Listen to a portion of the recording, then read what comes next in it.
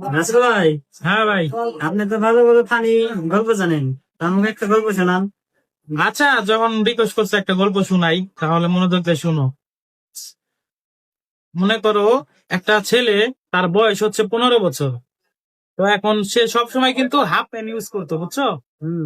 একটা সময় সে বড় হয়েছে, বড় হয়ে যাওয়ার পর বাবার কাছে আবদার করছে, বাবা আমি আর হাফ প্যান্ট পরবো না, তুমি আমাকে একটা ফুল প্যান্ট কিনে দাও। তো এখন বাপে কইছে ঠিক আছে, ফুল প্যান্ট কিনে দিবনি। তো পরের দিন গিয়ে একটা ফুল প্যান্ট কিনে নিয়ে আসছে।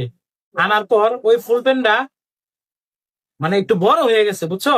বড় হয়ে যাওয়ার কারণে এখন বলতেছে, বাবা তুমি কি ফুল প্যান্ট কিনে না দিলা, প্যান্ট তো বড় হয়ে গেছে। কয়, আরে সমস্যা নাই, তুমি দর্জির দোকানে গিয়ে প্যান্টটা কাইটা ছোট করে নিয়ে আসো। তখন ও কি করছে, দর্জির দোকানে গিয়ে প্যান্ট কাইটা ছোট করছে। করার পর প্যান্টটা পরছে।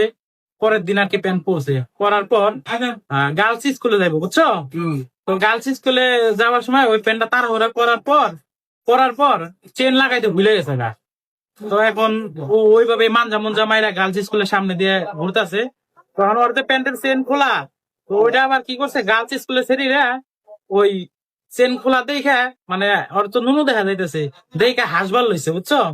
তো এখন ও আবার কইতাছে, হাইসো না, আব্বাই কইছে বড় হয়ে গেছে, এর জন্য কাইটে ছোট করছি।